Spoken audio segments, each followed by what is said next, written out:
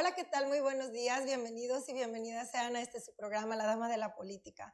Hoy estoy muy contenta de tener en este set a un personaje de México maravilloso. Es una persona que se dedica a hacer cosas increíbles para que todos estemos bien informados y para que todos estemos bien documentados. Hoy está con nosotros Salvador Borrego, director de la Casa Encuestadora Saba Consultores, un gran amigo, mi maestro de escuela, y de verdad me siento muy honrada de tenerlo aquí con nosotros. Un aplauso fuerte para Salvador Borrego. Gracias, Marla, un gusto. Qué orgullo, maestro, como que siempre, está usted aquí sentado conmigo. Cielo. De verdad. No, hombre, por favor, sí. Un placer, como siempre, verte, saludarte. Y bueno, pues, sí, efectivamente fuiste mi alumna, pero no en la primaria, sí. No, en la maestría. En la maestría, en la ESPE. En la ESPE, y le decía yo, me acuerdo que llegaba tarde y le decía, maestro, pero mire, yo no soy como yo sí le entiendo porque soy ingeniera, y le daba mucha risa, y me decía, pues demuéstrame en las calificaciones que sí le entendiste. Entonces, muy padre, la verdad, haber sido su alumna. Era una clase súper entretenida, y aparte, pues nos daban mucha información en ese momento que nosotros estábamos empezando a tratar de desmenuzar las campañas electorales, y con usted aprendimos. Yo en lo personal aprendí mucho y sigo aprendiendo de cada programa, de cada entrevista que lo veo, y por eso hoy para mí es algo de mucho orgullo que usted esté aquí siendo quien es. Pues de verdad, gracias, muchas gracias por estar favor, aquí. Sí, un placer. Oiga, maestro, pues todos hemos escuchado y leído sobre las encuestas, todos comentamos en algún café quién va a ganar, el candidato, qué está pasando con la fiscalía, qué pasa con la gente en el sentido emocional de por qué votan por un candidato, cómo se inclina el Vox Populi, o cómo vamos viendo detalles de cada personaje político en todo lo que vemos. Se dicen muchas cosas y eso es lo que queremos que nos vaya explicando hoy. Este es un programa un tanto biográfico para que nos diga el personaje cómo llegó a donde está y que nos cuente de su vida y que nos vaya desmenuzando un poquito todo esto de las encuestas. ¿Le parece? Claro que sí. Estoy a tus órdenes. Muchas gracias. Pues, ¿dónde y cuándo nace Salvador Borrego Alvarado? En un pueblito de la frontera tamaulipeca, que cuando yo nací se llamaba San Miguel de Camargo. Después, con los años, le cambiaron el nombre, le pusieron un sobrenombre, sí, un mal nombre, sí, le pusieron Gustavo Díaz Ordaz. Y así es como es conocido, pues, actualmente. Díaz Ordaz. Y eso fue allá por 1950, un 1 de mayo. Qué súper bien. ¿Quiénes son sus padres? Mis padres fueron, porque recientemente los perdí, Salvador Borrego Garza y Paula Alvarado Villarreal. Mi madre era tejana, sí, nació, pero por circunstancias familiares tuvo que venir acá a la frontera y acá se casó con papá. Y entonces, pues, siempre tuve la opción de hacerme ciudadano americano, pero decidí por decisión propia mantenerme como mexicano. Yo creo que eso los enojó a los gringos porque ahora no me quieren dar ni la visa. Pero bueno, un día van a corregir. Claro, sí. Hay que hablar con ellos. Así es. Para que les hagan las encuestas, porque sí, claro que usted es buenísimo en el tema. Por cierto, me topé con Ken Salazar hace 2 semanas. Cuando andaba por aquí me lo encontré. Sí. Yo le dije, dame la visa. Para que nos escuchen. Oiga, ¿y cuántos hermanos son? 6 en total. 6 en total. 3 y 3. Y bueno, pues ahí estamos. En una 3 hombres, 3 mujeres. Muy buena ¿Qué relación. Número de hijo es? El segundo. El segundo. Sí. El ejemplo. El mayor de los varones también. Qué padrísimo. Sí. ¿Qué recuerdos tiene Salvador de su infancia? ¿Cómo era de niño? ¿Inquieto, alegre? ¿Qué soñaba ese niño en ese pueblito, como les dice, que llegaría a ser de grande? Válgame Dios, qué grato es recordar, sí. Yo creo pues que ha sido una bendición para mí haber nacido en una familia, pues, que hoy podríamos tipificar de clase media, con lo suficiente para que la infancia de todos nosotros estuviera concentrada en la escuela y en el juego. En aquellos lugares, en aquellas épocas, no había televisores, eran los espacios grandes, era la seguridad, podríamos decir que absoluta. Era a los 4 o 5 años irme a la lucha libre y regresar a la medianoche a la casa sin que hubiera ningún temor. Era jugar béisbol, era jugar pues atrapar tarántulas, jugar canicas, trompo, etcétera. Así, una infancia muy intensa. Y bueno, pues es un pueblito muy pintoresco en cierto modo, sí. Lo más sobresaliente quizás sea un chalán ahí que tienen para cruzar el puente, que es activado pues por 4 personas que les tiran, sí. Por eso yo digo que es un equipo que funciona con 4 bueyes de fuerza. Y entonces, bueno, pues fue una infancia maravillosa, la verdad, es muy, muy grata. Y luego ya me fui a los 12 años a Río Bravo, Tamaulipas. Por eso normalmente cuando me preguntan de dónde soy, digo que de Río Bravo, porque pues ya ahí fue desde ahí para acá, sí. Pero sí, fue una infancia muy, muy, muy bonita, muy bendecida, porque pues en aquellos años no había seguridad social, o sea, una enfermedad grave y pues prácticamente no había forma de atenderla de manera adecuada.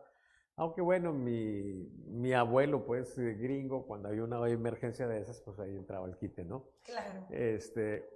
Bueno, gringo o mexicano, pues también. Él era de Nuevo León, se fue para allá y entonces allá se estableció, pues, durante mucho tiempo.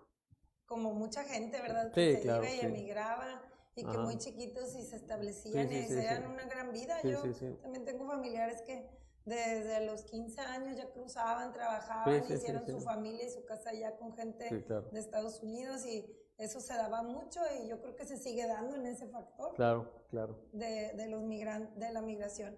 ¿Qué carrera decide estudiar, maestro? ¿Por qué? Bueno, yo estudié la primaria y la secundaria acá en la frontera y luego la prepa la hice en Ciudad Madero, Tamaulipas, muy próximo a Tampico. Con la idea de ir luego al Politécnico. Había mucha incertidumbre, muchas dudas sobre qué ingeniería estudiar. Un día me di cuenta que las carreras que me iban resultando atractivas eran las que tenían la mayor cantidad de cursos de matemáticas. Wow. Y entonces dije, bueno, pues a lo mejor lo mío es estudiar matemáticas.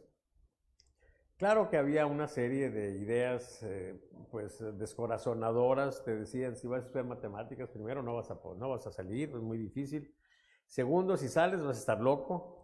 Sí, decían. Y tercero, si no quedas loco vas a ser pobre. Entonces, pues estaba así un poco como la oración del camionero, ¿no? Que dice, Dios mío, claro. Sí, que no me asalten, sí, si me asaltan que no me violen. Sí, si no me maten, sí, que no me maten, que no me violen. Si me violan, pues que no me guste. Y si me gusta, que no me falte. Entonces, un poco ahí, ¿no? Era así, te planteaban un esquema muy, muy terrible. Sí, era tenebroso porque a nadie le gustan las matemáticas. Así es. Pero tenía un profesor español, sí, un profesor español. Aquí no se pueden decir palabrotas, ¿verdad? No puedo replicar lo que decía. Se puede, claro. Sí puede, porque era un español, de los que nos heredó pues la guerra civil española, ¿sí? Que nos enriqueció culturalmente. Tuve la fortuna de ser alumno del profesor Carlos Ramallo Garcinuño, español, que en su primera etapa era muy duro, ¿sí? Era un excelente expositor, ¿sí? Pero se salía de sus casillas cuando la gente no entendía y no le advertía, porque uno podía interrumpirlo en cualquier momento si no se entendía algo. Oiga, maestro, no le entendí, pero era una amabilidad así. Pero una vez que se suponía que ya habíamos entendido y nos preguntaba algo y se evidenciaba que no habíamos entendido, entonces salía de sus casillas. Claro.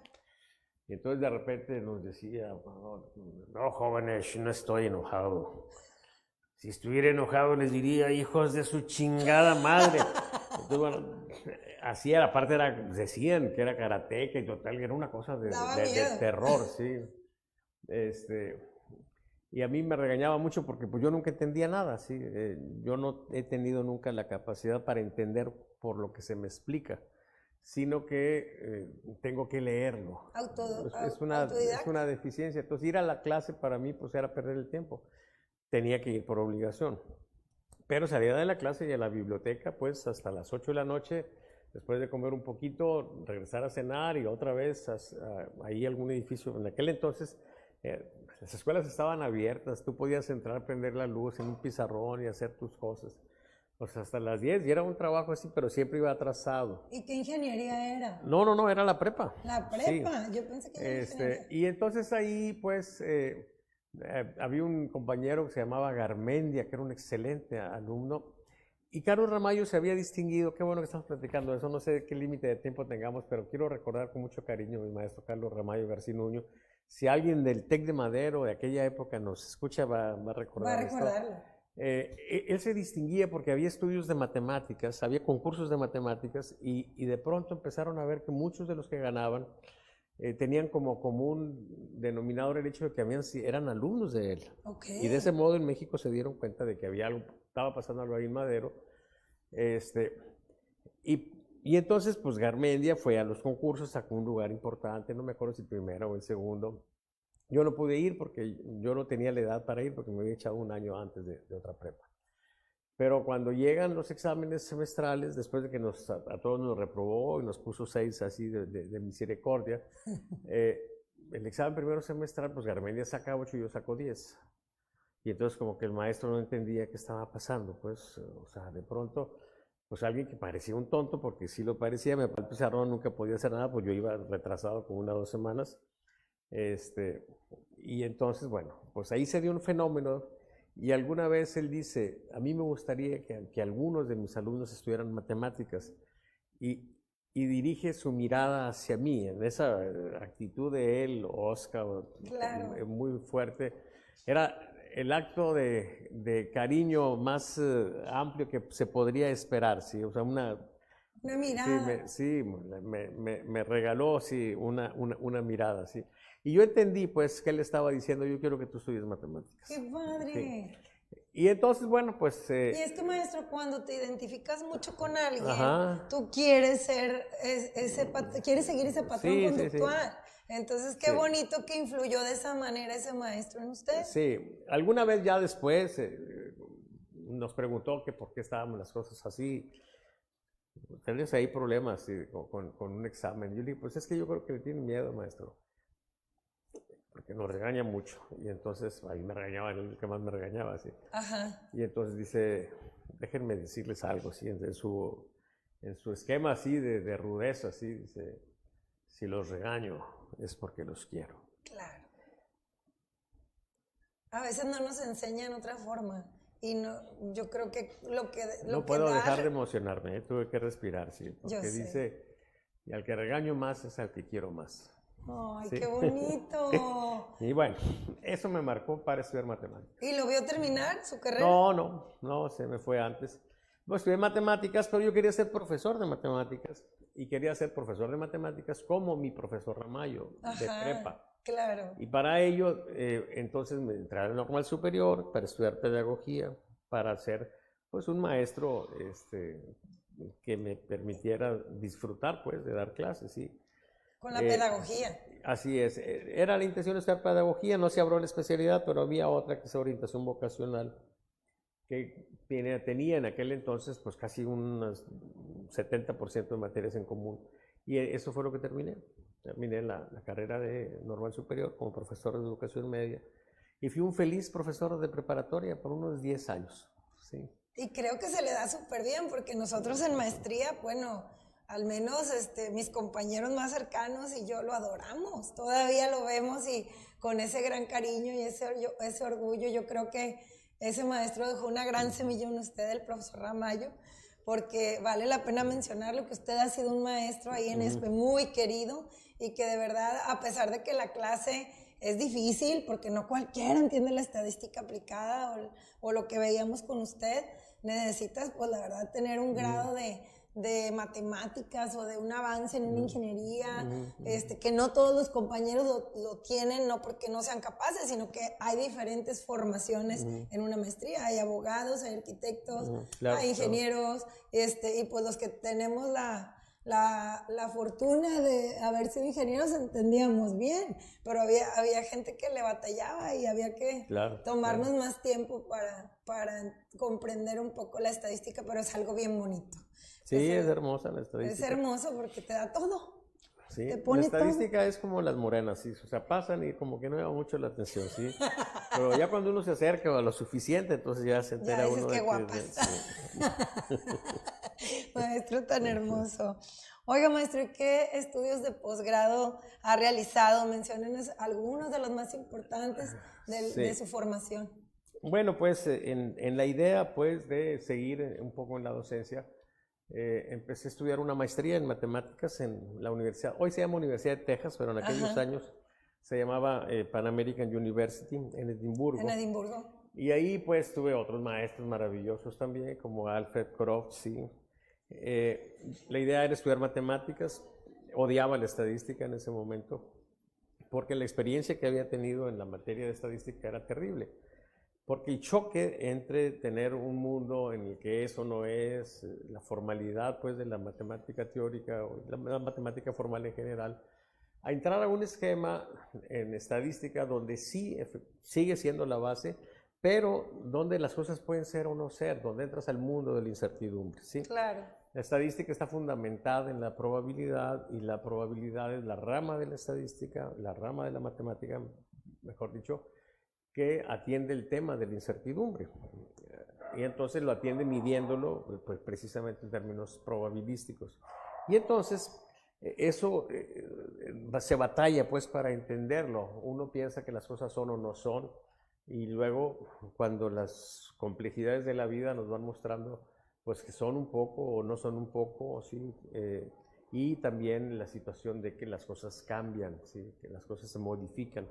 Y entonces el mundo de la estadística es un mundo que se acerca más al mundo real, claro, que la matemática. Pero ahí hay un quiebre, hay un choque. Ya había terminado todos mis cursos de matemática teórica, pero necesitaba tomar más para optar al grado. Y lo único que quedaba ya era estadística. Ya te digo, bueno, pues ni modo, me la voy a echar. Me la voy a echar. Pero pues ya estaba yo más grandecito, ya, como diría José Alfredo Jiménez, ya sabes la vida, así. Claro, ya sabía de lo que se trataba. Entonces, me fascinó, pues, la estadística también con un buen profesor, con el maestro Croft, el profesor Pat Croft. Y entonces por ahí se perfiló la idea de irme a Estados Unidos, más allá, a la Metodista del Sur, SMU, en Dallas. Ahí estudié otra maestría en estadística y el doctorado en estadística. Y la tesis doctoral la hice en control estadístico de calidad, que es el corazón de lo que hago ahora en la política. Qué padrísimo, la calidad total en las empresas es una maravilla porque te asegura que los productos y todo vayan en perfecto estado y pues imagínese trasladando esa parte de calidad hacia las encuestas, en lo electoral y todo eso, pues por eso es el mejor. No por nada se ha demostrado que sus encuestas son muy certeras y que la verdad le dan al tino en todo lo que pronostica. A mí me encanta ver su programa en el que participa cada miércoles y bueno, mi familia y todo no lo perdemos porque la verdad, cosa que dice, cosa que pasa. Entonces, por donde usted dice, por donde diga Salvador, dicen muchos, nos vamos a guiar, porque sí, la verdad, y aparte, pues les da casi la chamba ahí, gratis, porque en el programa les dice todo, ya si no entienden, ¿verdad? Ya si no entienden. Oiga, maestro, ¿y desde cuándo realiza encuestas? ¿Cómo encontró ese nicho de mercado? ¿Cómo se da cuenta que eso era una forma de vida para usted? Bueno, yo regresé en el 84 de la Metodista del Sur una vez que terminé mi doctorado y se dio un largo fenómeno porque en la Facultad de Matemáticas pues había sido yo su director antes de irme, ¿sí?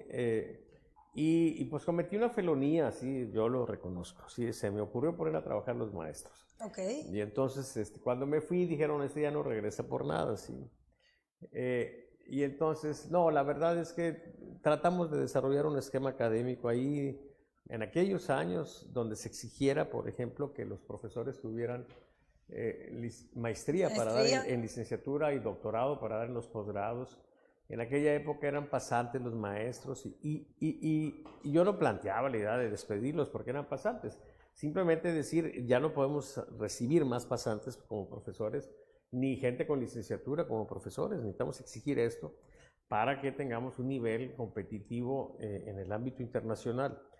Eso generó mucha molestia en los profesores que se sentían honorables, dignos, adecuados para la escuela, porque plantear eso significaba decirles, ustedes no son lo más adecuados, No ya son están aquí, pues ahí van a seguirle, ¿verdad? Claro.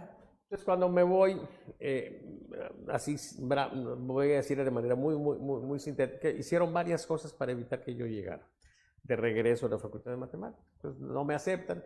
El rector era el doctor Alfredo Piñeiro, tenía establecido en la universidad, creo que es un esquema que persiste, sanamente feudal, sí, un esquema sanamente feudal. ¿Qué significaba? Que los directores de las escuelas podían hacer ahí lo que les diera la gana. Claro. Sí, a condición de que le respondieran a la rectoría con el voto de ellos mismos en el consejo, del consejero maestro, del consejero alumno, y que se metieran también en el control de la delegación sindical. Y entonces ha vivido una situación de armonía porque las políticas generales universitarias en el consejo no tienen ningún problema a cambio de que los directores hagan lo que les dé la gana. Si el director es una persona sensata, pues eso va a ser muy bueno para la escuela. Si el director es un pues patán, pues entonces pues va a ser patanerías en su escuela. Y se han generado pues los feudos que tenemos en la universidad, donde hay escuelas que han hecho un trabajo admirable y hay otras pues que han hecho un trabajo deplorable. Pero Claro. bueno, voy con el rector, le digo esto, me dice no puedo hacerlo por esta razón, pero pues yo tengo mi propio feudo. Si usted quiere venirse conmigo, yo lo recibo de mil amores. Entonces me fui con el doctor Piñeiro a trabajar en medicina. Estuve 3 años trabajando en medicina, en investigación médica. Todavía de repente estoy asesor a médicos que están en sus tesis de posgrados. Y entonces estaba medio a gusto, pero no era exactamente lo que yo quería. Y entonces dije, bueno, si no voy a ser profesor de matemáticas en la Facultad de Matemáticas, por lo menos aplicar las cosas en las que yo me he especializado, que era el control estadístico de calidad.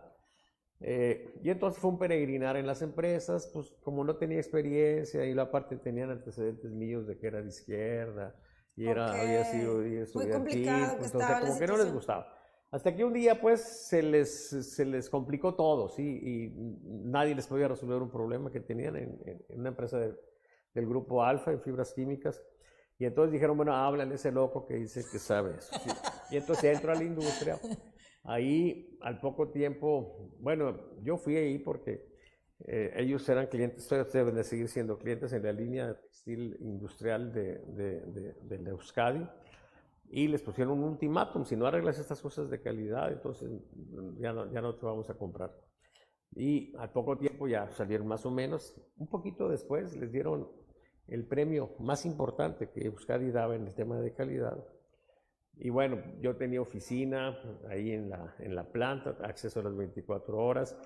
Tenía secretaria, cuando en aquella época los directivos se compartían a las secretarias, claro. Sí. Y también tenía computadora, cuando en aquella época la computadora se les permitía a los ingenieros por 1 o 2 horas, dependiendo de la jerarquía que tuvieran, ¿sí? Sí, no había para todos. Entonces, pues yo tenía todo eso, era una condición realmente muy buena. Muy cómoda. Un día iba caminando por un pasillo y me dicen, oiga, tiene usted una llamada. Me llamó la atención. Pues. Total que tomo la llamada y me habla una voz así imperativa, así, de una mujer que era la secretaria particular de Sócrates Rizo. ¡Ándele! Dice, el licenciado Sócrates Rizo lo espera hoy a las 5 de la tarde en el partido. Y a mí me dio risa y dije, ¿con qué autoridad me convoca así? Pues usted no lo conocía. No. Pero teníamos amigos en común, claro. La gente de izquierda, ¿sí? Y entonces ya voy con él, pues así un poco molesto, ¿sí? Más que molesto, un poco intrigado. ¿Y esta gente por qué se toma esa atribución de ser tan imperativa? Era la actitud de la dama, ¿sí?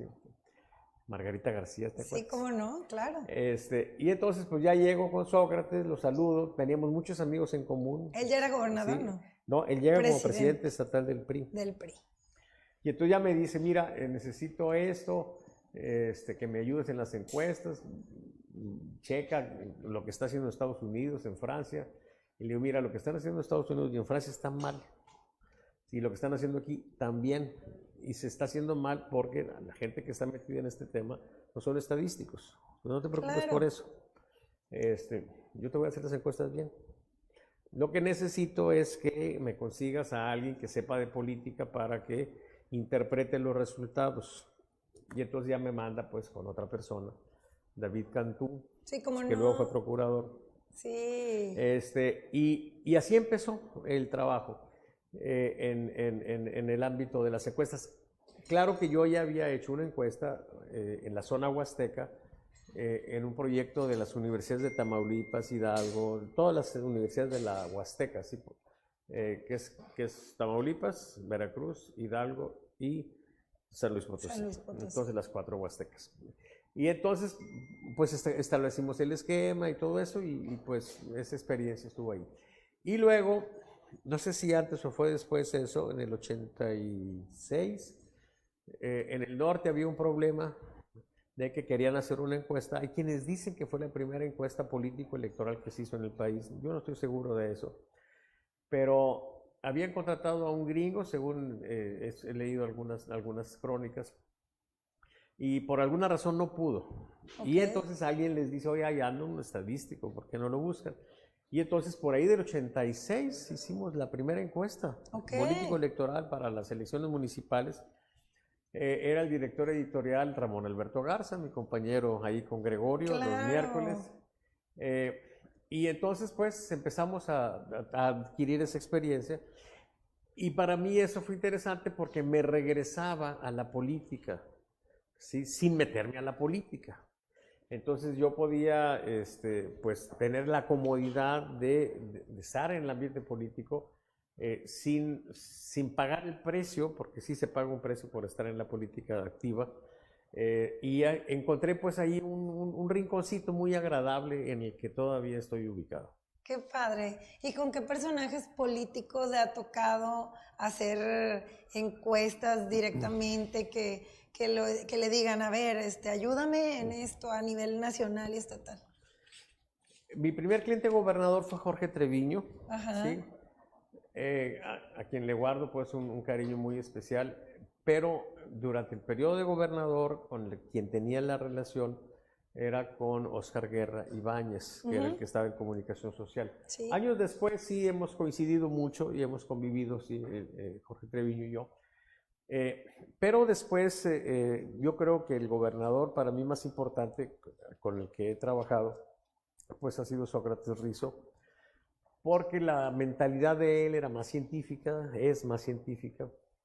Y entonces tuvimos ocasión de aprovechar de manera muy amplia la estadística. Y entonces desarrollé muchas cosas ahí.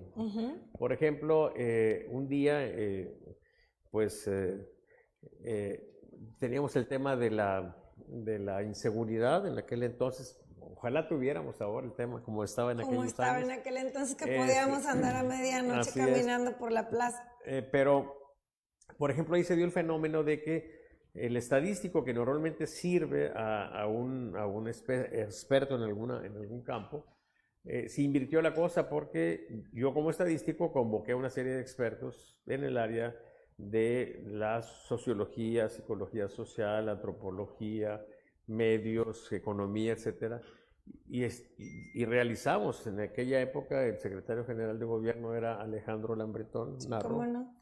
Y entonces hicimos un estudio de una profundidad interesantísima en el tema de la seguridad. Algunas personas quisieron saber qué pensaba la gente de manera general, hicimos estudios de eso. Otros qué pensaba la gente del comercio, ¿sí? La gente de la Canaco, la gente que atendía gente de manera directa y se exponía. Otros, el grado de severidad de las lesiones que presentaban los heridos que llegaban a los hospitales. Y entonces fue un estudio realmente muy interesante. Pero también se aplicó para el pleito de conseguir una adecuada tarifa eléctrica, porque pues, nos juzgaban en función del promedio. Nosotros tenemos un promedio muy bueno, parecido al de Cuernavaca, Nada más que el promedio queda así porque en la noche está fresco, pero en el día nos estamos muriendo de calor en el verano. Y entonces logramos plantear la idea de que era más razonable establecer cuántas horas de confort teníamos nosotros. Tiempos de confort es una temperatura entre 20 y 30 grados con un cierto nivel de humedad. Y sobre esa base se logró ese tipo de cosas. Y claro, por supuesto, lo político. Y bueno, pues he trabajado para la presidencia de Peña Nieto, por ejemplo, en la última etapa de su gobierno. Pues en Durango, en Veracruz, hay muchos personajes que fueron mis clientes y están en la cárcel. ¿De verdad? Sí. Sí. Borges, por ejemplo, sí, era un niño cuando lo conocí, bueno, un jovencito, sí. El anterior gobernador en Quintana Roo era mi cliente, sí. Félix, ¿qué? Canto. Canto, pero Canto es el segundo apellido. Ajá. Y luego en Durango, sí, en fin. Y ahora pues Samuel García es mi cliente. Ah, súper bien. Sí, claro. Entonces pues hemos tenido una empresa que gracias a Dios nunca ha dejado de trabajar, ¿sí? No significa eso que tengamos mucho dinero, porque a veces no nos pagan, nos echan a la cárcel y menos nos pagan, pero en términos generales, pues, el trabajo a lo largo de estos más de 30 años. ¿Y por qué sucederá eso? ¿Porque no hacen caso cuando les van diciendo por dónde va la tendencia? ¿Por qué sucede qué? Que acaben así, tan mal. En la cárcel. Bueno, pues acaban en la cárcel porque hace cosas indebidas. No, ¿sí? Claro, pero también eso lo van midiendo, o sea, se les avisa, hay alertas negativas, hay cosas que se les dice o eso no lo o su persona no la encuestan. No, es que alguien comete un ilícito y aunque sea muy popular, pues puede enfrentar consecuencias, claro. ¿Sí? Lo que nosotros hacemos es fundamentalmente medir la opinión de la gente, saber qué es lo que se está pensando, pues de lo que ocurre y de lo que ellos están haciendo, pero los riesgos cada quien los corre, pues. Claro. Maravillosamente esto que comentaba ahorita de estar yo en la periferia, ¿sí? Entonces, bueno, pues yo puedo tener un cliente, si hace alguna barbaridad, pues él va a asumir las consecuencias, ¿sí? Pero pues no estamos en modo alguno involucrados en lo que hace. Como casa encuestadora, pues tú no te das cuenta sí, ¿no? de todas esas cosas, sino de lo que te piden medir. Así es. O sea, así es a lo que voy. Así es, y nosotros, bueno, emitimos una opinión o les decimos qué es lo que está pensando la gente. Ellos saben si lo toman en cuenta o no, es decisión de ellos. Oiga, y cuando te haces amigo de alguien y dices, bueno, yo ya llevo tus encuestas, ya eres mi cliente, ¿qué tan difícil es cuando le dices a la gente, por aquí no te vayas, porque pueden molestarse ellos también y pensar que es algo ya de amigos o personal? ¿Qué tan difícil es volverte amigo de tus clientes? No es difícil, pero casi nunca es cuando estamos en el proceso. O sea, como una quiera vez que se ya les termina, dice. A veces sí se establece, pero no es algo que yo busque, sí, la amistad de los clientes. Nicolás Maquiavelo planteaba la necesidad de que hubiera gente que pudiera decirle a él con toda franqueza lo que opinaba, lo que pensaba de un tema, ¿sí? Pero siempre y cuando él se lo preguntara, ¿sí? Claro. O sea, en el caso de nosotros, pues es nuestra chamba, ¿sí? Informarle, ¿no? Lo que Hasta te ahí. piden. Pero una opinión, pues, solo que ellos la pregunten, solo que ellos la planteen. Porque de otro modo, pues, pueden ellos estar escuchando cosas que no les interesa escuchar. Es como la situación aquella de que los emperadores romanos, cuando llegaban triunfantes, había un pelado que estaba atrás que les decía, recuerda que eres mortal. Claro. Recuerda que eres mortal, para que no se inflaran, ¿sí? Yo no tengo el dato comprobado, pero yo me imagino que cuando terminaba el desfile, el emperador decía, ya mátame porque ya me cayó gordo, ¿sí? Entonces, los portadores de malas noticias no son nunca vistos. Hubo un periodo en la antigüedad en que el portador de malas noticias lo mataban. Claro. Sí, ahora no nos matan. nada más dejan de pagarnos, es todo lo que hacen. Pues deberían de tenerlos más cerquita, más aceitados, ¿no? Porque les estás diciendo la verdad y es una realidad. Bueno, pero a veces no sucede así. Claro. No, incluso a veces, por ejemplo, yo he tenido problemas aquí en Nuevo León con personajes que me han planteado cosas que no les he podido resolver porque son indebidas o me he negado rotundamente. Como por ejemplo, pásame un reporte. Oye, pero ese reporte te enteraste de que existe, pero tú no eres mi cliente, yo no te pago un reporte, salvo que mi cliente me pida que te lo dé. O algunas otras gentes que quieren, oye, quiero que me le cambies aquí, quiero una encuesta, pero quiero que me salga así. La gente siempre piensa que quieren que los resultados sean más favorables, ¿sí? Pero claro, a veces hay circunstancias diferentes. Hubo un pelado que me dijo, oye, yo quiero una encuesta, pero quiero que se vea que estoy mal, porque quiero con esa encuesta ir a México para que me den más dinero para la campaña, porque yo empezando la campaña, por supuesto que no accedí. Y en lugar de ver ellos en esto una actitud de honorabilidad, de confiabilidad, ¿sí? Esos dos pelafustanes llegaron a ser gobernadores de Nuevo León. Okay. Sí, llegan de gobernadores de Nuevo León y entre los dos y sus sucesores me representaron a mí no trabajar en Nuevo León por 25 años. Cuando alguien dice de la corrupción, yo le digo, ¿cuánto te ha costado no corromperte? A mí me ha costado mucho. Claro. Me ha costado más de 25 años de no poder trabajar en Nuevo León, de encontrar amigos que me dicen, necesito esta información, pero no puede haber una factura tuya porque el gobernador nos tiene la orden de que no puede haber una factura tuya. Aquí ha habido ocasiones en que les hago el trabajo y me pagan en efectivo, sí, pudiendo facturarse porque no es algo fuera de lo que es la gestión de gobierno. Y bueno, así es esto. Sí, ¿sí? Así es. Entonces, defender la honorabilidad sí cuesta y a veces cuesta mucho. Pero retribuye mucho y te da mucha... Pues la satisfacción de que ahora me los encuentro. Y tener dignidad. Ahora son exgobernadores y los veo así chiquititos cuando me los encuentro. ¿Sí? Ajá. Y yo, Salvador, ¿cómo estás? Y le digo, pues bien, aquí vivo. Yo sigo siendo Salvador Borrell. Así es. Bueno, un día alguna vez me dice alguien, oye, arréglate con el gobernador. Pusimos tu nombre sobre la mesa en un grupo de operadores nacionales y él te tumbó. Otros amigos me decían, oye, ¿quieres que hable con el gobernador para que se arreglen las cosas? Y no. Yo les decía, ellos van a 6 años, yo voy más largo. Claro. Ellos ya se acabaron, yo estoy aquí. Sí, eso es lo que yo creo que muchos políticos tenemos que pensar y tenemos que darnos cuenta de la realidad de las cosas y aceptar y comprender y entender que los datos que se dan pues es una tendencia que se marca y está latente ahí en los datos. Sí. Entonces, bueno, pues aquí estamos disfrutando finalmente de esto que es la verdad maravilloso.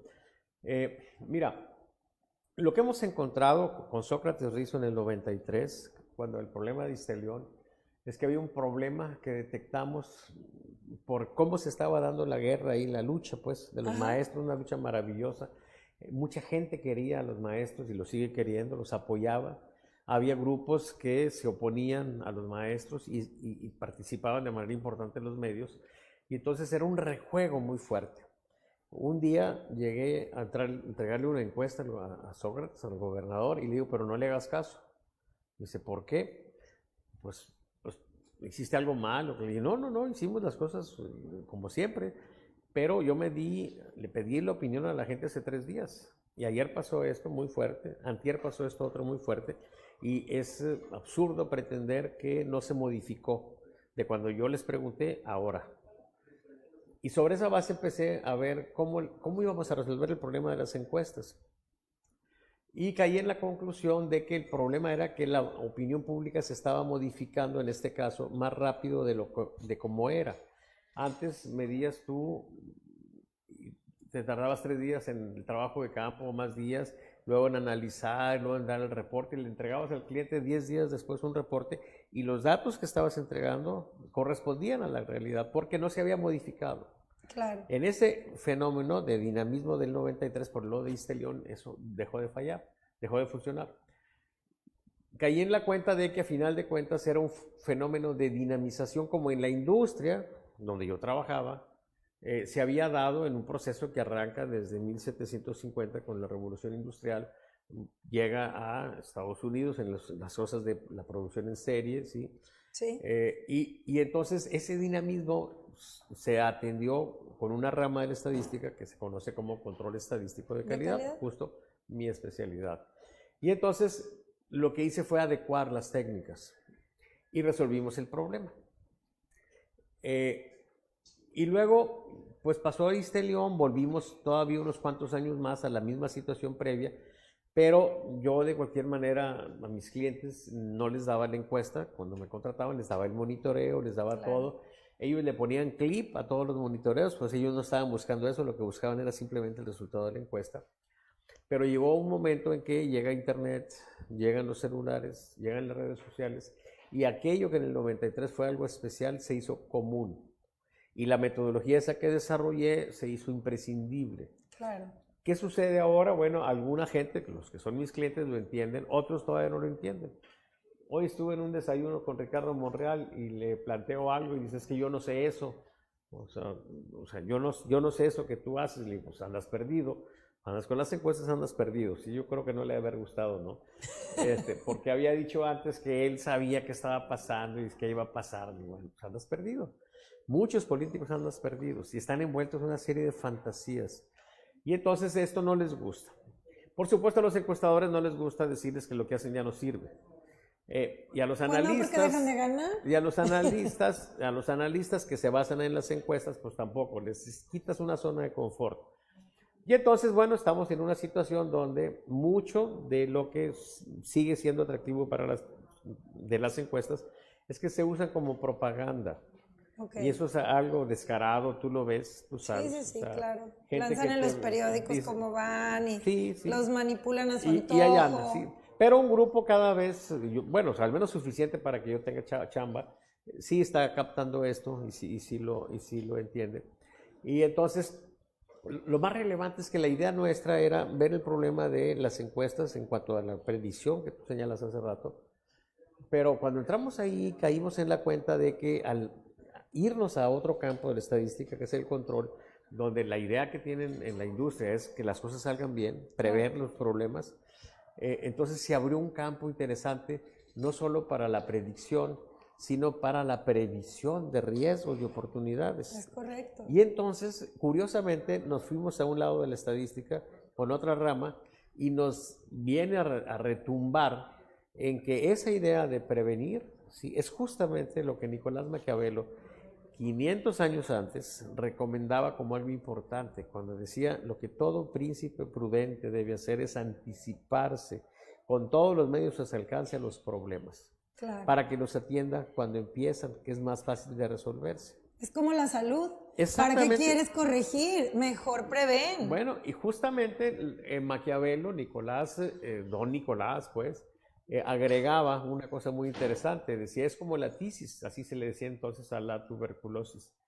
Dice, al principio es muy difícil de diagnosticar, pero es fácil de curar. Es correcto. Sí, cuando evoluciona, es muy fácil de diagnosticar, pero es imposible ya curar. Y así son los problemas en los estados y en la política. Detectas un problema cuando empieza, tienes muchas posibilidades de arreglarlo a un costo, en muchos sentidos, muy bajo. Si lo dejas que corra, a veces crece y ya se te convierte en un problemón. Y entonces lo que hacemos nosotros ahora, pues, es esto. O sea, un trabajo de previsión y evaluación política, así se llama el sistema que nosotros tenemos.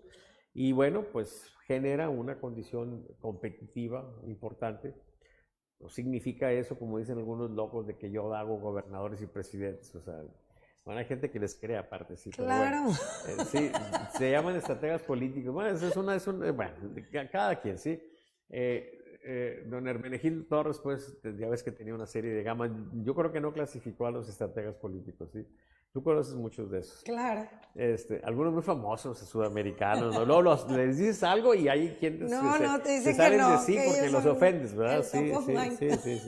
Oiga, bueno, maestro, sí. Y en palabras que todo el público de la dama de la política entienda y que comprenda, ¿para qué nos sirve una encuesta? ¿Qué es el epicentro? ¿Qué es el hipocentro? ¿Qué es el top of mind? ¿Qué es una alerta negativa? ¿Qué es todo lo que ven en la televisión? Bueno, para empezar, eso no es el lenguaje de la encuesta, ¿sí? Es el lenguaje del monitoreo. Del monitoreo. La idea es que ha habido muchos intentos en el mundo por resolver el problema de las encuestas y lamentablemente han sido esfuerzos fallidos.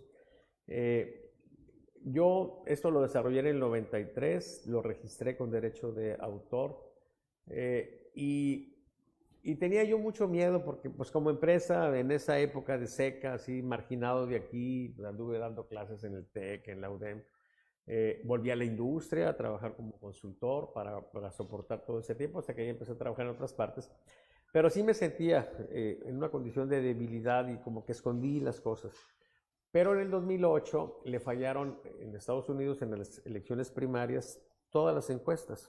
Esa es la señal de que algo ya está mal con las encuestas. Que falle una o dos no tiene gran relevancia, porque fallen todas significa que ya pasó algo. Y entonces dije, los gringos se van a dar cuenta de que hay un problema con las encuestas y pues tienen estadísticos de lo mejor del mundo, lo van a arreglar. Me apresuré para ir ese año a Nueva Orleans, donde fue el Congreso de la Asociación Americana de Opinión Pública, la APOR.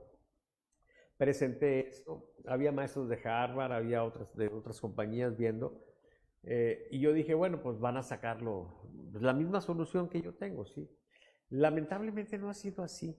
Domina el mundo de las encuestas mucha gente que no está en la estadística y siguen haciendo las cosas y otros traen la fantasía de usar muestras muy grandes y es simplemente girar en el sentido no adecuado. Las muestras deben de ser más chiquitas y más frecuentes para nosotros estar siguiéndole a la opinión pública a su ritmo. Algo más real. Y entonces, cuando entras a ese mundo, tú dices, bueno, hay una variación que estás tú midiendo de cómo se va dando el fenómeno. El control estadístico lo que hace es ponerle límites en base a los mismos datos, límites que se dice, esto si no ha pasado nada extraño, esto de manera natural por el hecho de que estoy muestreando, se mueve así. ¿Tiene esta variación? Sí. Es como la idea de señal ruido que se usa en ingeniería. Okay. Pero si se pasa de este límite, entonces ya algo debe estar pasando o muy probablemente algo debe estar pasando. Y es lo que le llamamos una alerta. Claro que en la industria las alertas siempre son malas, sí, porque se sale de lo que debe ser. En política pueden ser malas, pero también pueden ser buenas. Claro. Porque si se fue para arriba la aprobación de un gobernante, pues qué bueno. Claro, si se va para abajo, pues es malo. Y entonces nosotros, cuando decimos hay una alerta, podemos con la estadística utilizar una técnica que se llama análisis de contingencia, que nos permite detectar qué sectores sociales fueron los que hicieron posible que brincara. ¿En dónde te dijeron para ir ahí a solucionar? Y entonces yo dije, bueno, es una alerta, es parecido a un sismo, o sea, se mueve, tiemblan las cosas. Y me fui a la sismología y me encontré un concepto que se llama hipocentro.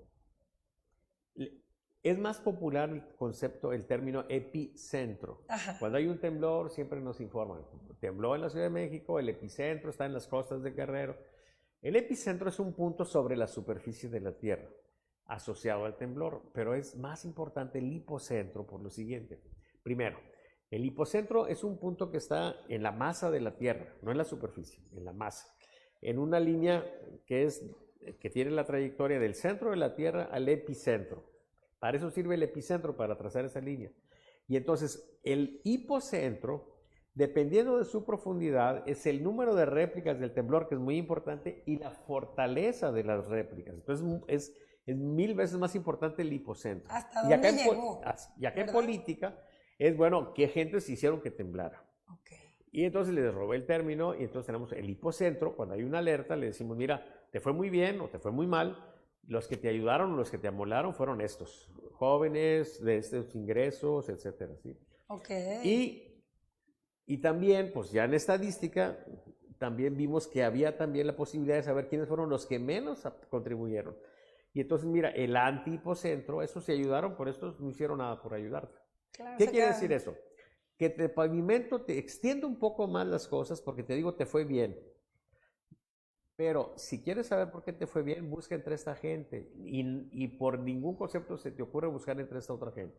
Búscate los que te apoyaron, pero no acá. Igual cuando te va mal, busque en los que te castigaron, pero no en estos. Y tienes más posibilidades de saber por qué te fue mal. Y si sabes por qué te fue mal, entonces tienes muchas posibilidades de hacer algo adecuado para resolver el problema. Para Cuando revertir van ese haciendo. resultado, claro. Por ejemplo, si ves la historia de Guadalupe en el trienio anterior, no este, ¿sí? Empieza Cristina Díaz con una aprobación abajo del 40% por ahí. Termina en 75%. Ok. Y entonces, si tú ves, es un escalón y va para arriba, para arriba, para arriba, para arriba, ¿sí? Y cuando te asomas a los escalones, o sea, cuando es que brinca, resulta que lo común es que hay una alerta negativa, o sea, le fue mal, pero encontró que hubo algo, reaccionó correctamente y no regresa a donde estaba, sino que se va un poquito más arriba. Y luego hay otra crisis detectada oportunamente, atendida adecuadamente y vas brincando. Claro. Y esto entonces cambia mucho las cosas, porque hay políticos que les dices que les fue mal, claro, políticos muy pendejos, ¿sí? Que te dicen no puede ser, ¿sí? ¿Dónde hiciste la encuesta? ¿Dónde esto? Claro. No, esos están jodidos, ¿no? Sí. Ok, pero el político que dice, a ver, déjame ver esto, lo atiendo. Mira, un problema bien atendido, pues siempre será bueno, ¿sí? Pero si es bien atendido a destiempo, de nada te sirve. ¿Sí? Siempre será mejor atenderlo a tiempo, detectarlo, por supuesto, Claro. y atenderlo. En esa medida tú vas a tener una mayor posibilidad, ¿sí? Por ejemplo, el caso del agua aquí en Nuevo León, ¿sí? Tomándome la licencia de andar platicando cosas de Samuel, ¿sí? Yo creo que no nos va a ver, ¿sí? Si nos ve, espero que... No, sí nos va a ver. Y si nos ve, espero que nos disculpe, ¿sí? Como dicen los árabes cuando hacen una fechoría, ¿sí? Alá sabrá comprender, ¿sí? Ya sabrán.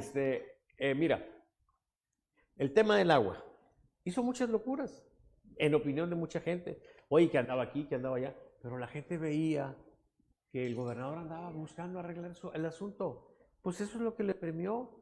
¿Y tuvo un desgaste por lo del agua? Sí, pero ya se acabó. Duró 3 días. ¿Verdad? Se acabó. ¿Por qué? Pues porque la gente reconoce que se esté atendiendo el problema. Primero que se reconoce el problema, segundo que se atienda. Sí, ya con eso tienes bastante. Claro. Si aparte lo atiendes bien, es otra cosa. Entonces la idea aquí es cómo tú puedes, teniendo mediciones adecuadas, oportunas, ir fortaleciendo tu condición, ¿sí? O sea, esto es un claro mecanismo para tú tener una condición de fuerza, ¿sí? En competencia o en popularidad o en aceptación de la gente. Doctor, para usted que lleva tantos años en esto, ¿cuál ha sido el trabajo político electoral que le ha dejado mayor satisfacción y que se haya cumplido el objetivo así al pie de la letra de lo que dijo?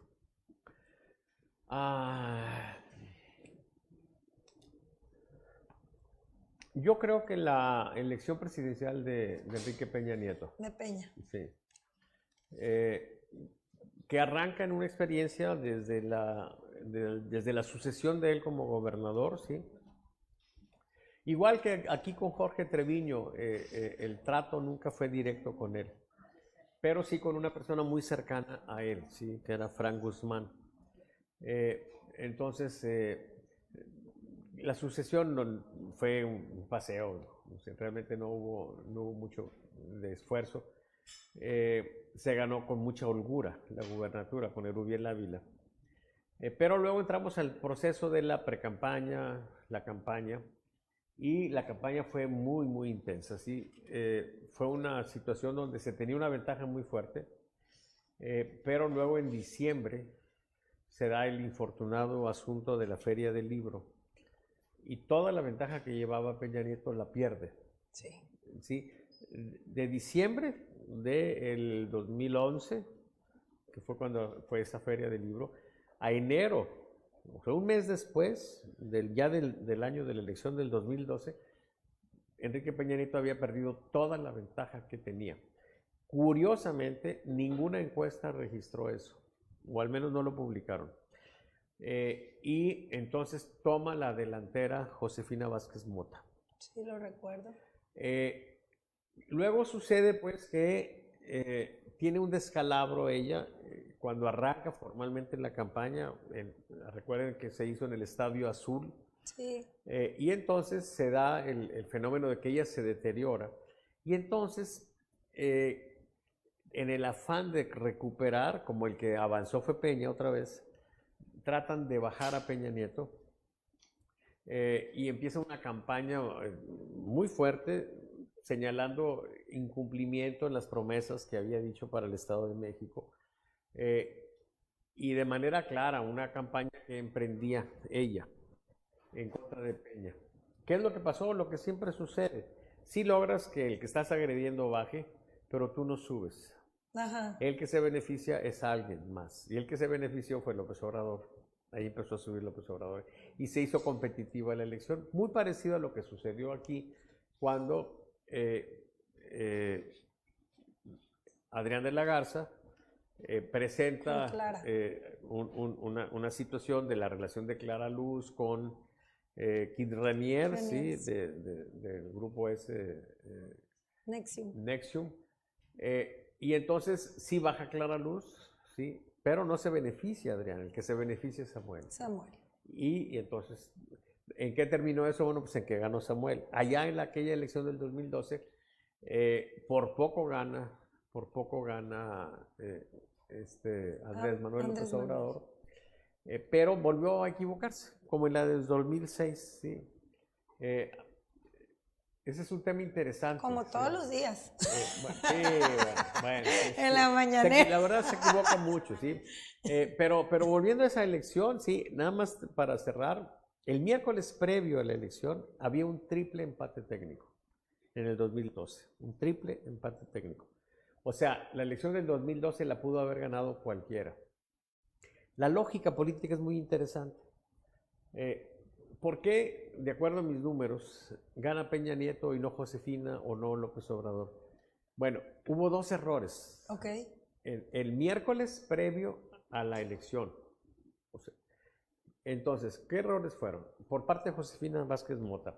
Ese día se le ocurre a la señora nominar para la PGR a Felipe Calderón. Okay.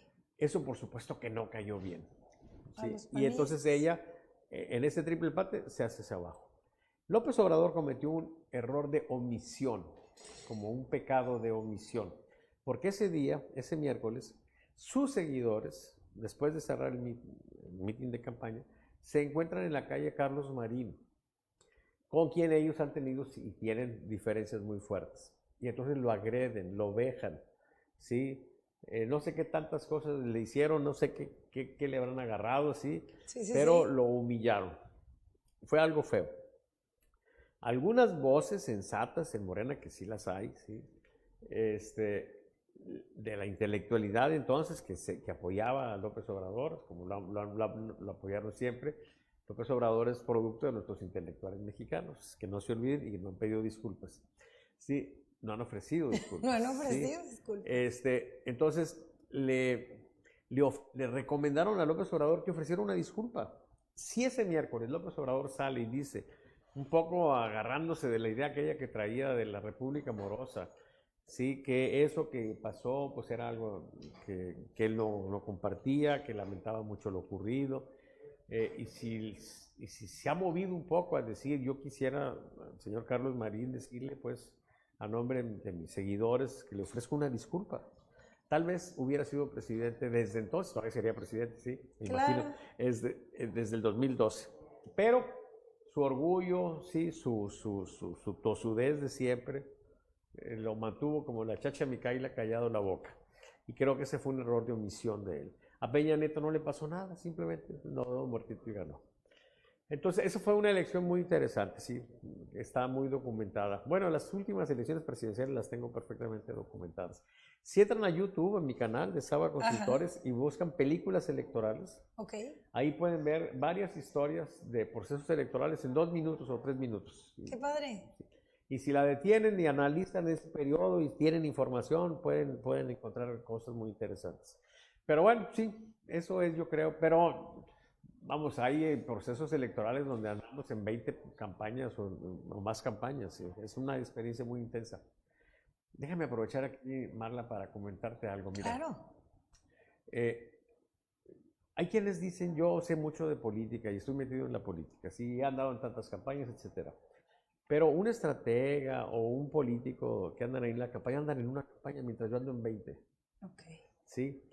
Entonces, hay gente que fue a estudiar ciencia política en algunas partes, una serie de ideas, yo tengo una relación con ellos muy parecida a la que tienen los obreros, ¿sí? Con la gente de ingeniería cuando llegan a las fábricas, ¿sí?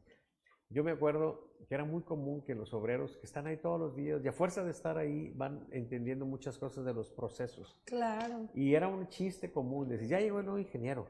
Sí. Y ya nos volvió a pedir lo mismo, que sabemos que no jala. Sí, pero pues como su teoría le indica eso, entonces pues vamos a hacerlo. Ya sabemos qué va a pasar, sí. Bueno, son dos tipos de conocimiento. El conocimiento científico que lleva el ingeniero, el conocimiento ordinario, El ¿sí? que O está común, ahí, el que está en el ahí, proceso, que en la mucho calle. es falso, es cierto, pero es un Sí. conocimiento que se va generando. Claro. Y entonces, a lo largo de los años, de más de 30 años, de estar ahí como obrero de la política y viendo cómo se va, y oye, pasó esto, luego pasó esto otro, oye, otra vez pasó esto otro, pues se va generando un cierto conocimiento. Y ahora, pues, después de muchos años, empecé yo a meterme en hablar de la política, ¿sí? Y señalar, pues, las cosas que veo que son absurdas y cuestionar a mucha gente que ha estado en las cosas de la intelectualidad, porque se han basado en historias, en experiencias previas, asumiendo que van a suceder aquí. Y hay una serie de locuras. Un amigo mío que fue rector quería ser gobernador, porque decía que si Fujimori en Perú era siendo rector, había sido presidente, pues eso quiere decir que él tenía que ser presidente. No, pero hay Son condiciones historias diferentes radicalmente de vida. diferentes, claro, Claro. ¿sí? Y entonces se van generando una serie de conocimientos, entre comillas, pero que son fantasías, y por ahí está muy lleno esto. Escuché algo muy padre en un programa Ajá. que dijo que la estadística estaba llena de fantasías. Claro, Que era, la que política. que en política una estadística estaba llena de Sí, fantasías. sí. Y mucha gente disfruta de sus fantasías, igual que tiene derecho, ¿sí? Claro. Pero el punto aquí es pues que sobre esa base hemos estado viendo cosas y las hemos estado cuestionando. Mira, por ejemplo, en el 97, 98, la intelectualidad nacional defendía mucho el tema de que la sola alternancia en el poder significaba desarrollo económico, crecimiento, felicidad, etcétera, ¿sí? Vivimos la alternancia y ¿qué pasó? No, hombre, Seguimos vamos de peor, mal en peor. ¿sí? Entonces, ese tipo de fantasías se han ido pues poco a poco pues ahí evidenciando. Y entonces, bueno, pues ahora emito una opinión modesta en esta condición, sí, pero en un esfuerzo de pues tratar de disfrutarlo, ¿sí? A mí mi chamba es medir y darles las cosas, ¿sí? Pero tengo derecho a disfrutar de la política, sobre todo disfrutar del humorismo involuntario de los políticos. Porque a mí, si algo me da risa, son las solemnidades. Decimos. Claro. A mí me da mucha risa ver al presidente que le rindan honores ahí. Los y soldados. Sobre todo que hay un abuso sí. en el uso de las encuestas, porque cualquiera se dice encuesta, que encuesta, cualquiera dice que surge gente por todos lados que te dice mentiras. Y ellos cuando quieren oír algo a su favor, pues de ahí se manchan. Son receptivos. Pues es lo que ya comentamos, o sea, Ajá. un porcentaje muy alto de las encuestas lamentablemente son propaganda. Oiga, doctor, una encuesta confiable que mida y que dé un monitoreo real, no nos va a decir el costo porque pues no es correcto, ¿verdad? Pero arriba de qué tanto anda o qué tanto es lo que se le invierte, le puede invertir a una persona en una empresa o en la política. La encuesta tiene el problema ese que comentamos. Un monitoreo tiene la ventaja de que son muestras muy pequeñitas y prácticamente una encuesta vale lo que el cliente esté dispuesto a pagar. Simplemente se puede hacer una muestra con un tamaño de muestra pequeño, eso baja el costo, y si se hacen más esporádicamente, pues también baja el costo. Pero el costo de las encuestas es interesante porque... Más bien es una inversión. Porque es una inversión muy fuerte. Claro. Y si se entiende bien la política, si se entiende como una en la que a final de cuentas lo que estás tratando es de convencer a una población. Yo juego mucho con la idea de que es una relación muy parecida a la relación amorosa, donde tú tratas de cautivar a una muchacha, ¿sí? La figura de poder se entiende como la figura masculina, independientemente de si es hombre o mujer quien está como figura de poder. Y el pueblo, sí, es la figura femenina, y yo me refiero a eso como la muchacha. Y aquí es muy importante pues entender que saber qué piensa la muchacha es importante. Si tú quieres cortejar a alguien, pues tienes que buscar sus puntos de interés, o sea, tienes que platicar de lo que crees que le puede interesar y saber eso es valioso. En el momento, eso está en todas las películas amorosas, ¿sí? Cuando de Por eso repente, dice mucho en su programa que quiere la muchacha. Sí, que quiere la muchacha. Cuando, oye, no me digas que te gusta el teatro. Sí, me gusta mucho. Y si tú tienes información, a veces puede ser que no te guste el teatro, pero le vas a decir que te gusta para tener ahí un punto ahí de coincidencia. Claro. Y entonces, con respecto al costo, ¿sí? Cuando piensas en eso, tú dices, a ver, si te interesa mucho conquistar a la muchacha, y a los políticos les interesa mucho conquistar a la muchacha, yo les digo, mira, si te preocupa el costo, tienes que tomar en cuenta lo siguiente, ¿sí? Como diría Gustavo Adolfo Bécquer, Ajá. para que se entienda por qué es importante gastar. Decía Bécquer, de lo poco de vida que me queda, diera con gusto los mejores años por saber lo que a otros de mí has hablado. Es correcto. Y de esta vida mortal y de la eterna, lo que me toque, si me toca algo, por saber lo que a solas de mí has pensado. Entonces, las encuestas, sí, son como el divorcio. Claro. Sí, ¿por qué cuestan tanto? Porque lo valen. Claro. Son costosas, pero aparte valen la pena. Así ¿verdad? Es. Contestar la pregunta Ajá. Para toda nuestra audiencia. ¿Hay alguna medición actual en el tema de la fiscalía? Vamos a pasar a un tema muy peculiar, que es el tema de la fiscalía ahora en Nuevo León. Todo esto que ha sucedido de que el gobernador Samuel García veta a Adrián de la Garza, que dice que no, ¿a él le sube popularidad? ¿A quién? ¿A Samuel?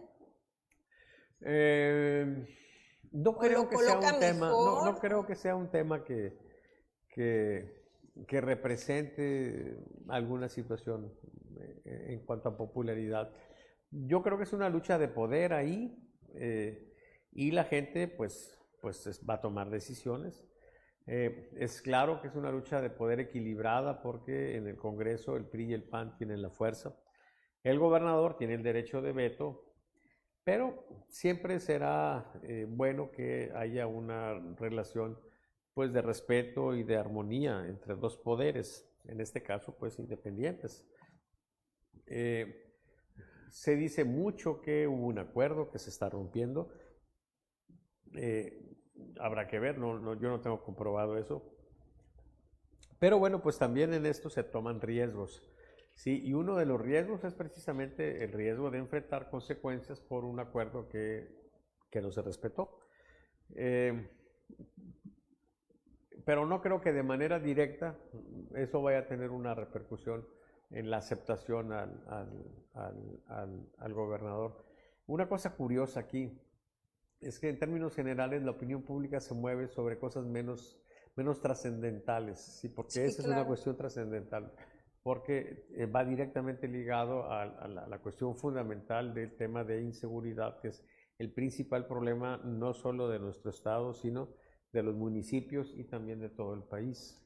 Claro, y luego se inscribieron 63, 65, sí. Más o menos, ¿verdad? Ajá, es que le daban 20,000 pesos a los que se inscribieran, entonces tú no te inscribiste. ¿Sí? No me siento ni con la capacidad adecuada para fungir eso, pero la verdad se me hace que sí deberían de considerar. Bueno, y han hecho alguna encuesta para ver quién es la persona más votada de esa gente. Qué bueno que haces esa pregunta porque se parece mucho a la pregunta que están haciendo ahora sobre quiénes deben de ser consejeros en el INE y quiénes deben de ser magistrados en el TRIFE. Ajá. Mira, este no es un problema de qué es lo que piensa la gente. La gente va a emitir una opinión, en este caso, por ejemplo, a nivel nacional, en función de si algo le gusta a López Obrador o no le gusta. ¿Sí? Claro. Sus seguidores están para complacerlos. ¿Sí? Es como si tú haces un concurso para ver qué niño bailó mejor en un jardín de niños y le pides a las mamás que se pongan de acuerdo. Pues claro que los que bailaron mejor fueron los de ellas. Sí, igual aquí, el punto es que para este tipo de cosas especializadas no es el juicio del pueblo. ¿Sí? El pueblo el pueblo no sabe de muchas cosas. No podemos ir a preguntarle, oye, ¿qué te parece este? Le preguntamos para gobernador y nos corremos el riesgo de que se equivoquen o para presidente. Ni modo, así está la democracia. Y ahí es manipulable y todo eso, bueno, pero bueno, finalmente yo creo que hasta ahí debe llegar nuestra democracia representativa. Que el pueblo elija al que quiere, sí, y luego que pague las consecuencias de equivocarse, como ahorita lo está haciendo. Sí, a ver si aprende. Sí, y si no aprende, bueno, pues que siga ahí hasta que ya de plano estemos en una situación deplorable y a ver si entienden, ¿sí? Pero en cosas especializadas no se le puede pedir opinión.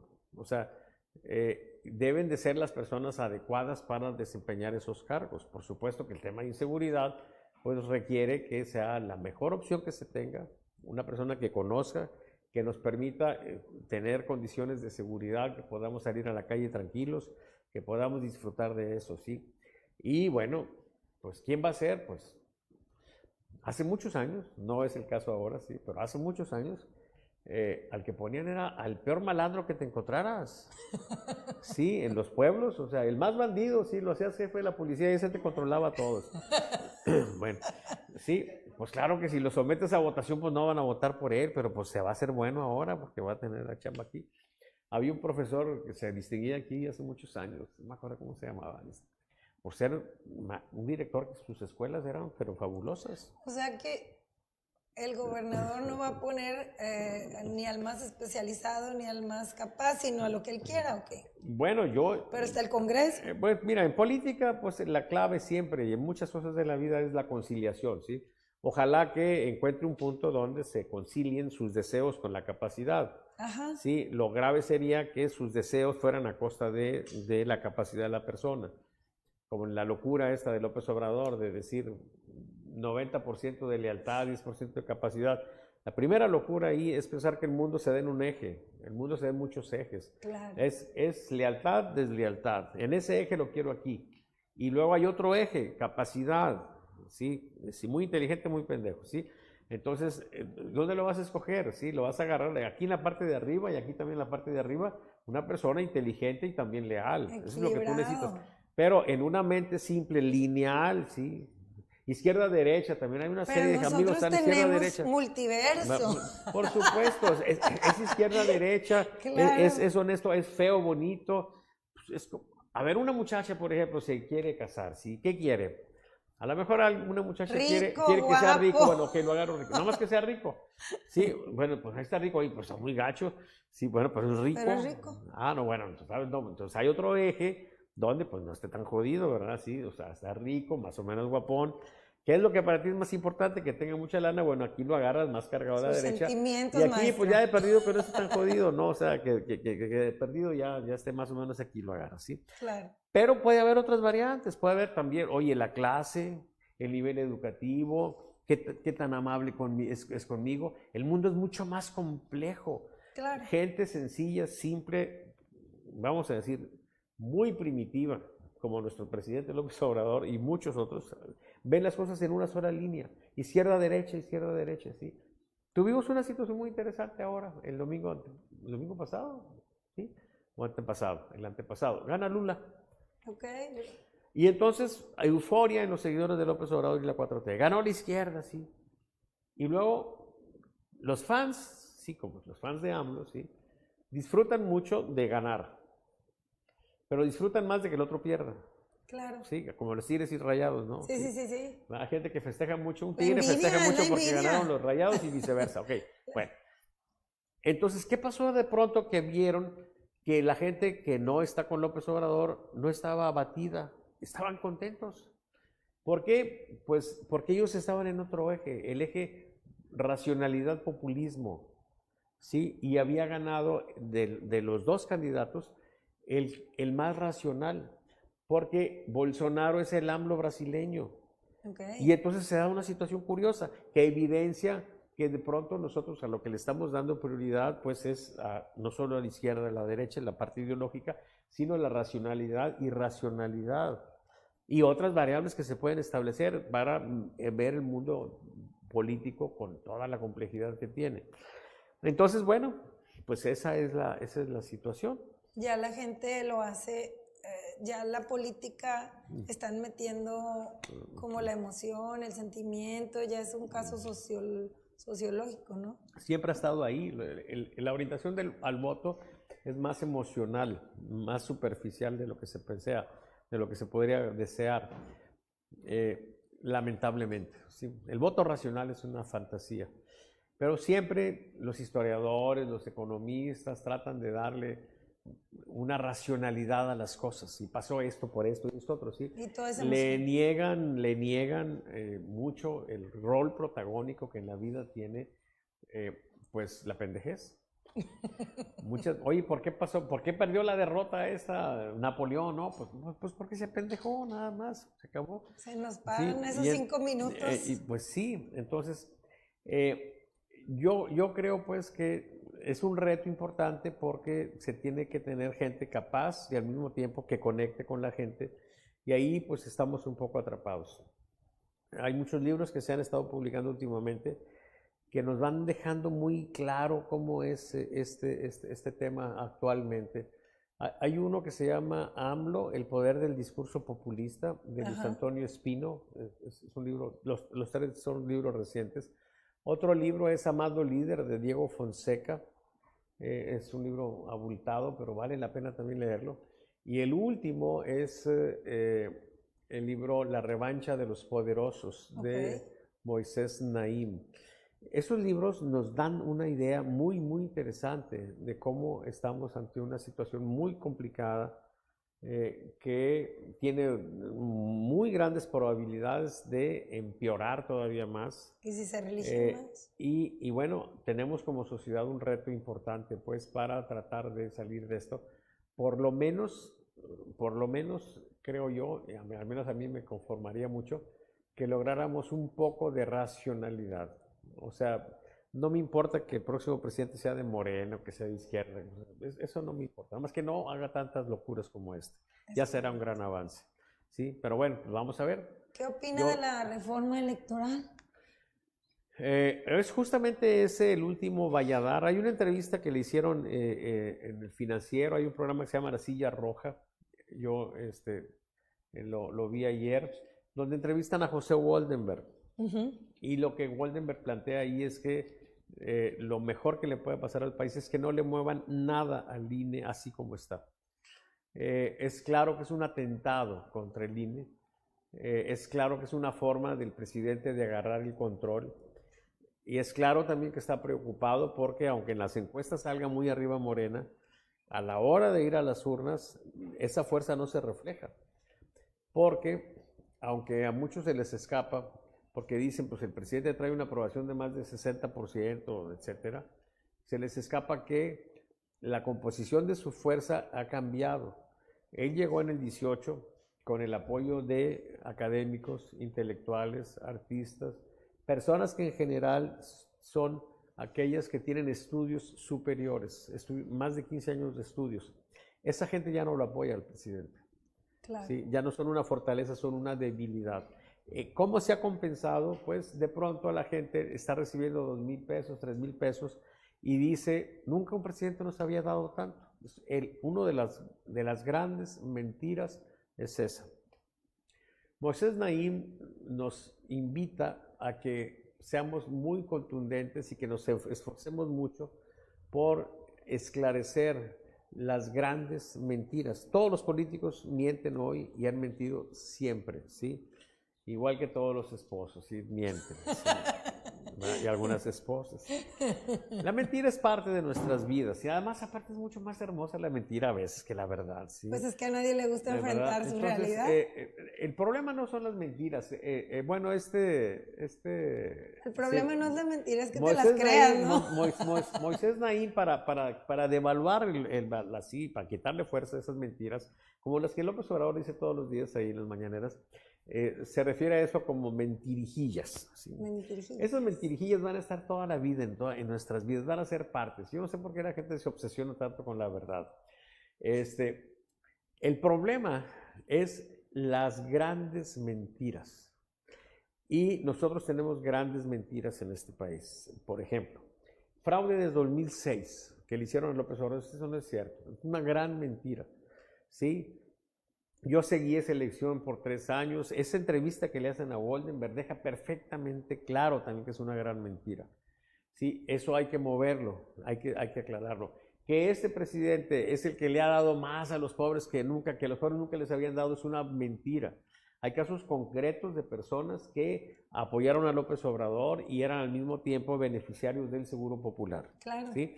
Y era López Obrador y es un honor estar con López Obrador y luego de repente ya ganan y lloran de emoción porque ganó López Obrador y luego recaen en su enfermedad. Van al Seguro Popular y les dicen, ¿sabes qué? Ya se acabó. ¿Por qué? Ah, pues porque esta lana, el presidente ahora la agarró y ahí la anda repartiendo, pero de manera directa. Sí, nada más que la operación vale 100,000 pesos y a mí me dan 2,000 pesos, ¿con qué hago eso? Bueno, sé de casos concretos de personas que han seguido el drama de apoyar a López Obrador, de tener un problema que tenía apoyo por programas neoliberales de antes, sí, y ahora ya no lo tiene, se agravan, se hacen anti López Obrador, anti AMLOS y mueren, y se mueren, pagan con su vida. Y lo hacen consciente. Muchos no lo hacen consciente, pero eso es una cosa que se debe de aclarar. Hoy tenemos no solamente una situación de desamparo para muchos pobres, sino que además tenemos más pobres. Claro. Y se está dando un fenómeno muy peligroso para López Obrador, de que la gente que lo está castigando en los hipocentros empieza a ser la gente que no recibe apoyos. La gente que más lo apoya es la gente que recibe apoyos y la gente que menos lo está apoyando es la gente que no recibe apoyos. Y cada vez hay más gente pobre que necesita apoyos y convive con un primo, con un vecino, etcétera, que está a lo mejor menos amolado que él, pero sí está recibiendo dinero y él no. Y entonces la envidia, que es un motor muy fuerte en nuestros países, está moviéndose ahora en sentido contrario, porque la envidia fue lo que le ayudó a López Obrador para generar la polarización que lo lleva al poder. Claro. La envidia ahora se le puede estar revirtiendo, ¿sí? La envidia es una fuerza muy poderosa, una herencia. Y eso también se puede medir Claro, una herencia que tenemos de los españoles. Dicen que el español, para ser feliz, necesita saber que se va a ir al cielo. Okay. Pero para ser completamente feliz necesita saber también que su vecino se va a ir al infierno, ¿sí? Entonces, esa envidia tan fuerte que nos heredan los españoles a todos los países que derivamos de colonias españolas, bueno, pues ahí la traemos, ¿sí? Y entonces se está moviendo por ahí. Es una situación. Pero el punto aquí es que las grandes mentiras son un problema. El fraude, que es el presidente que está ayudando más a los pobres, todo ese tipo de grandes mentiras deberían la oposición, tomarlo. Yo no estoy en la oposición, yo estoy aquí para divertirme, ¿sí? Además los héroes ya estamos fatigados, ¿sí? O sea, yo no quiero andar ni en la marcha ni nada de eso, yo simplemente me divierto. Mido los lunes como hoy, ¿sí? Y luego los martes les digo cómo están las cosas, y los miércoles ahí ando en la televisión, ando con Rocha, ando acá con Goyo. El jueves voy a mi mesa de venidera. Enrique Rocha también lo escucho en Radio Fórmula. Acabó la política en la semana, ¿ya? Claro. ¿Ya? O sea, vamos, yo no sé si tenga derecho a ser feliz, pero yo trato de ser feliz, esté quien esté en el gobierno. ¿Sí? Desde el lado humano, ¿quién es como persona Salvador Borrego? Pues soy un pobre borreguito que habita en la serranía. Sí. ¿Qué le gusta hacer de hobbies? De hobbies, pues la música. ¿En qué cree? ¿En qué creo? ¿Cómo que en qué creo? Como filosofía de vida.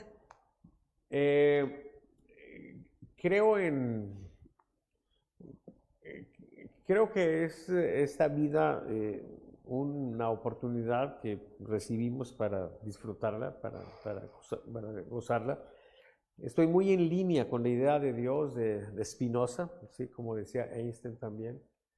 Una idea pues en la que nosotros hemos venido aquí a disfrutar. Claro, ser felices. Ser felices. Y entonces, pues, hasta en las desgracias encontrar a veces el lado cómico, no abatirnos, pues, por nada. Y sobre esa base, pues, entre las múltiples bendiciones que nos ofrece la vida, a mí me gusta mucho la música, pues. Entonces, mi semana está llena de eso. El jueves, después de la grillera, ya estoy pensando en qué voy a cantar el sábado. En la cueva. En la cueva, sí, en mi Díganles cueva. a todos, invítelos. Están invitados todos, no van porque no quieren, bueno, no caben muchos, sí, pero sí. Tiene un lugar bohemio en el cual todos los fines de semana, Los sábados, sí. sábados se reúnen a cantar. Yo ¿Dónde está, maestro? Dígale a la Está audiencia. en Cumbres, muy cerca del cruce de Leones de Leones con Cima. Ajá. Por ahí, dan el cruce de Leones con Cima, va a ser una cuadrita más para arriba y luego una cuadrita a la derecha y está enfrente. Es una casa normal, con 2 cocheras, la del lado derecho. Es el sótano de mi oficina. Ok. Tiene una acústica muy, muy, muy, muy buena. Y ahí nos reunimos cada semana, de 6 a 8, la gente que quiera cantar ahí canta con mis músicos. Ya a las 8 ya los corremos, ya a las 8:10 ya cantamos los que siempre hemos estado ahí en la cueva. Qué padre. Pero sí, la idea es, pues, es disfrutar, divertirse. Disfrutar. Sí. ¿Le gusta componer? No, ¿Escribe, no? no. ¿Toca algún instrumento? Alguna vez anduve ahí en el piano, pero ya se me olvidó todo, sí. Ya me dediqué nada más a cantar. Pero le encanta la música. Claro. Creo que todos los que tenemos una ingeniería por ahí nos gusta mucho cantar y Pues, hacer esa sí. parte artística. Hay unos que cantan muy feos, sí, pero como quiera ahí los escuchamos, no pasa nada, sí. Como quiera le echamos ganas. Así es. ¿Qué es lo que mantiene en el top of mind la vida de Salvador Borrego? Yo creo que en la vida lo que está más arriba siempre, muy cerca de los otros, pero no son los hijos, ¿sí? Claro. Casi igualito que los padres, ¿sí? Es correcto. Hay una condición en el caso de los hijos de responsabilidad, de compromiso también, ¿sí? Pero pues fundamentalmente es eso, ¿sí? Disfrutarlos. Y creo que es una de las cosas pues que más he disfrutado y también la que más digamos que nostalgia me genera, ¿sí? Yo sentía envidia cuando dejaba a mis niños en el jardín de niños de las maestras, porque si estas mujeres disfrutan más a mis hijos que yo, están con ellos más tiempo, ¿sí? Pero bueno, pues anda uno en esas cosas. Y extraño mucho a mis hijos, o sea, no porque los haya perdido, sino porque extraño los años de su infancia, ¿sí? Los chiquitos. Aunque claro, los disfruto mucho. Y yo creo pues que la tarea fundamental y en la que me he esforzado todo este tiempo es en tratar de convencerlos de una cosa nada más, ¿sí? De que los quiero. Díganle a la cámara a sus hijos, déjenles Ay, un mensaje ellos me van a, ahí bueno, no sé si grabado. me vayan a ver, no, pero ellos ya saben. Sí, lo van a ver. Sí. Pero pues esa es simplemente la tarea, que ellos estén plenamente convencidos de que son amados, sí, de que son muy queridos. Y ya, igual en el caso de los padres, sí, es más compleja la situación de los padres porque, pues, en el caso de los hijos es un amor incondicional, en el caso de los padres es un poquito más complejo. Dice el doctor Miguel Ruiz en su libro muy atendible de los 4 acuerdos de nuestra cultura tolteca, que hay que perdonar a los padres, siempre tenemos algo que perdonarles, ¿sí? Yo espero que mis hijos me perdonen a mí lo que me tengan que perdonar, pero sí por lo menos tener una condición armoniosa con ellos. Yo los perdí hace poco, pues me da mucho gusto que por muchos años, podríamos decir 2, 3 décadas, las últimas décadas fueron décadas en las que me esforcé por no tener ninguna fricción con mis padres, ¿sí? Y disfrutarlos como lo hice, y la vida me dio la bendición de disfrutarlos pues por casi 70 años. Qué bendición, maestro. Qué bonito, pues esta ha sido la entrevista con Salvador Borrego Alvarado, y para terminar me gustaría mucho hacerle una serie de palabras que es como algo capcioso. Yo le digo una palabra y usted me contesta lo primero que se le venga a la mente, ¿va? Usted me dice cuando esté listo. Y pues ya estoy listo, pero estoy... A ver, échale. Cash. Elena Chávez. Gobierno.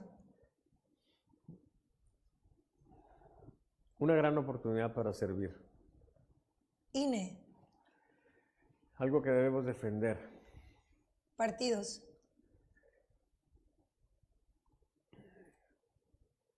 Micropolítica. Encuestas. fantasías actuales. Ancestros. Ancestros. Agradecimiento. Saba. Un sueño que con muchas dificultades poco a poco se hace realidad. Amor. Lo más importante en la vida. Dios. La gran esperanza. Qué padre, maestro. Pues un aplauso para Salvador Borrego. Espero que le haya gustado estar aquí en el programa La Dama de la Política y me gustaría mucho que nos deje un mensaje para toda la audiencia. Válgame Dios. Bueno, pues nada más agradecerles su atención.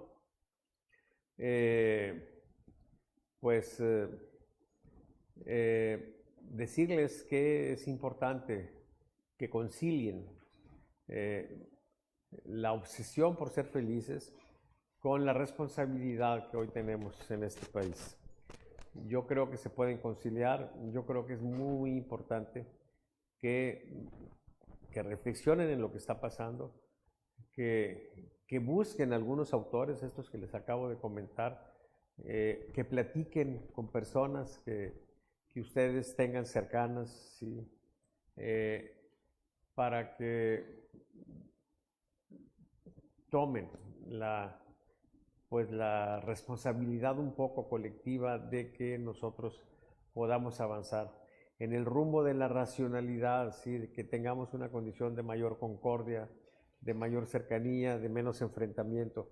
Lo que más daño nos está haciendo en México es la polarización, que estemos divididos, que no platiquemos, que nos hayamos irracionalizado. Miren, una de las cosas más graves hoy en día es que dejamos de pensar, dejamos hasta de conmovernos. ¿Sí? Por ejemplo, el caso extremo de los niños con cáncer que mueren por falta de medicamentos y de pronto alguien dice, no, es una propaganda en contra de López Obrador. O sea, estás viendo que el niño se está muriendo y claro, estás viendo esos casos. Entonces, yo creo pues que ojalá que en estos meses que siguen tengamos la condición de renovar la esperanza de que el país tenga una condición más favorable, ¿sí? Donde haya menos pobres, donde haya menos desigualdad y por supuesto también donde haya más seguridad, más justicia.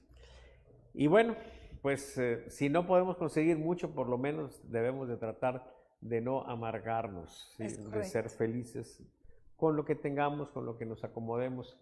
Para eso pues nos ayuda mucho la capacidad, es un derecho humano que tenemos, individual y colectivo, pues de sernos pendejos, ¿sí? En el caso extremo, ¿sí? Pero traten de ser felices, ¿sí? Claro que sí, maestro. Pues muchas gracias. Esta ha sido la entrevista con Salvador Borrego Alvarado, el mejor estratega del país. Déjeme le doy un fuerte abrazo porque ya sabe que yo lo quiero mucho. Y es un verdadero gusto que haya estado aquí con nosotros. Él es Salvador Borrego, aquí en La Dama de la Política. Compartan, repliquen el programa, porque es muy importante que todos ustedes nos compartan y hagan difusión para este tipo de programas. Muchas gracias a todos. Dios les bendice y nos vemos próximo martes, 8 de la mañana. La Dama de la Política soy yo.